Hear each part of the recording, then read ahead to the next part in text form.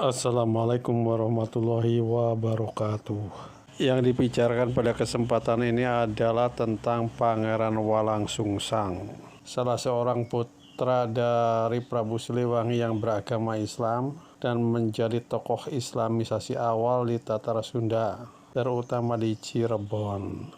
Tentang kisah Pangeran Walang Sungsang ini sangat menarik sekali untuk dikaji karena bisa memperkirakan kronologi tentang proses Islamisasi di Tatar Sunda, terutama era setelahnya, juga petualangan dan romantisme seorang pangeran yang ketemu kekasihnya dalam suatu perjalanan. Ada keistimewaan dari pangeran-pangeran dari kerajaan Sunda ini, yaitu bahwa semua anak Prabu Siliwangi dari istrinya Nyi Subang Larang itu pernah belajar di Mekah atau pernah pergi ke Mekah dan belajar di sana. Seperti kita ketahui bahwa Prabu Siliwangi dari istrinya Nyi Subang Larang itu mempunyai 3 orang anak, yaitu Pangeran Walang Sungsang, Nyi Rara Santang, dan Sangara atau Kian Santang. Ibunya Nyi Subang Larang merupakan putra dari Ki Gedeng Tapa atau Ki Ageng Tapa atau Ki Ageng Jumanjati, yang awalnya menjadi Sah Bandar Muara Jati Cirebon dan kemudian menjadi penguasa di Singapura. Ki Gedeng Tapa merupakan Sah Bandar dari Muara Jati Cirebon yang menerima kedatangan dari Syekh Datuh Kahfi sekitar tahun 1405 Masehi. Karena itu kemungkinan Ki Gedeng Tapa ini sudah beragama Islam. Karena itu ia kemudian menyekolahkan Nyi Subang Larang untuk belajar kepada Syekh Kuro di Karawang. Karena itu putra-putri dari Nyi Subang Larang di kemudian hari menjadi tokoh Islamisasi yang sangat berpengaruh di Tatar Sunda. Sebagai anak yang beragama Islam di tengah mayoritas agama Hindu dan Buddha waktu itu, menjadikan anak-anak dari Nyi Subang Larang ini menjadi cemoohan di kalangan istana, atau mungkin dalam istilah sekarang itu pembulian. Hal ini dirasakan oleh anak pertama dan anak kedua dari Nyi Subang Larang. Dirasakannya ketika menjelang remaja. Dan hal ini semakin menjadi-jadi ketika ibunya Nyi Subang Larang meninggal dunia. Karena itu Walang Sungsang sebagai anak pertama, kemudian ia merencanakan untuk meninggalkan istana Pakuan untuk pergi ke Parahyangan Timur, di mana kakek buyutnya berasal. Jadi Pangeran Walang Sungsang itu meninggalkan istana Pakuan itu pada malam hari. Kemudian dia berjalan ke arah timur, melewati hutan-hutan. Tidak diceritakan berapa lama ia berjalan menuju daerah Parahyangan Timur. Tetapi ia kemudian singgah di kediaman seorang pendeta dari Buddha yang bernama Ki Gedeng Danuarsi. Disinilah Pangeran Walang Sungsang itu tinggal untuk sementara waktu sambil menunggu adiknya Nyi Rara Santang yang akan menyusul. Dan kebetulan Ki Gedeng Danuarsi ini mempunyai seorang anak wanita yang sangat cantik yang bernama Nyi Indang Gelis, yang tertarik pada sang pangeran. Karena itu kemudian oleh ayahnya Ki Gedeng Danuarsi dinikahkan. Ki Gedeng Danuarsi atau Ki Ageng Danuarsi ini merupakan anak seorang pendeta besar dari kerajaan Sunda yang bernama Ki Gedeng Danusetra dan merupakan kakak dari Ki Gedeng Danusela atau Ki Gedeng Alang-Alang. Pangeran Walang Sungsang tinggal di mertuanya itu hingga adiknya Nyi Rara Santang itu menyusul. Dan setelah kedatangan adiknya Nyi Rara Santang, kemudian Walang Sungsang pergi lagi ke arah timur untuk berguru kepada Syekh Datuh Kahfi, diikuti oleh istrinya Nyi Indang Gelis dan adiknya Nyi Rara Santang. Walang Sungsang dan istrinya Nyi Indanggeli serta adiknya Nyi Rara Santang berguru kepada Syekh Datuk Kahfi selama 3 tahun. Setelah 3 tahun berguru, Syekh Datuk Kahfi kemudian memerintahkan Walang Sungsang untuk membangun suatu perkampungan di sebelah selatan Bukit Amparan Jati yang lokasinya dekat pantai, yang waktu itu masih belantara. Disinilah oleh gurunya Syekh Datuk Kahfi Walang Sungsang dinamai Ki Somadullah. Tetapi kemudian Syekh Datuk Kahfi menyuruh Walang Sungsang untuk memperdalam ilmunya dan beribadah haji ke Mekah.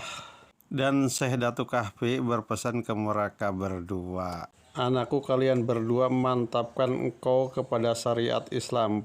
Pergilah kalian naik haji ke Baitullah, yaitu Mekah. Akan tetapi sebaiknya istrimu Nyi Endanggelis tidak turut pergi, karena ia sedang hamil tuang." Maka berangkatlah Pangeran Walang Sungsang dan Nyi Rara Santang menggunakan koneksi dari Syekh Datuk Kahfi yang berasal dari negeri Arab. Di Mekah, Pangeran Walang Sungsang dan adiknya Nyi Rara Santang itu tinggal di rumah adik dari Syekh Datuk Kahfi yang bernama Syekh Bayanullah.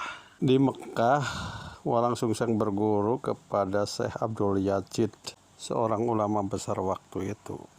Dan di sini ia dikenal dengan nama Abdullah Iman. Sedang adiknya Nyi Rara Santang kemudian dipersunting oleh Syarif Abdullah bin Nurul Alim, seorang pangeran dari Mesir, dari Bani Hasyim, keturunan dari Rasulullah. Karena itu Rara Santang kemudian digelari Syarifah Mudain. Pernikahan Nyi Rara Santang dengan Pangeran Abdullah bin Nurul Amin melahirkan anak yang bernama Syarif Hidayatullah, yang kemudian menjadi tokoh Islamisasi yang paling berpengaruh di Tatar Sunda, dan dalam tradisi Jawa disebut dengan Sunan Gunung Jati. Setelah 40 hari Rara Santang melahirkan Syarif Hidayatullah di Mekah, maka kemudian Pangeran Abdullah membawa Rara Santang dan anaknya ke negeri asalnya, yaitu Mesir. Dan pada waktu itu Walang Sungsang juga ikut ke Mesir. Tetapi setelah 3 bulan di Mesir, Walang Sungsang kemudian pulang ke Tatar Sunda. Dan dalam perjalanan pulang, Walang Sungsang ini singgah di negeri Champa atau Vietnam sekarang. Di sini ia berguru kepada Maulana Ibrahim Akbar. Di Champa ini, Walang Sungsang kemungkinan menggunakan koneksi keluarga dari neneknya, di mana istri dari Dompu Awang yang bernama Nyi Rara Ruda merupakan adik dari neneknya. Di negeri Champa ini, Walang Sungsang kemudian menikah dengan Nyi Rasjati, putri Syekh Maulana Jatiswara, dan mempunyai 7 orang anak. Setelah itu kemudian Walang Sungsang kembali ke Tatar Sunda di kota Cirebon. Di sini ia mengajarkan agama Islam kepada penduduk dan warga masyarakat.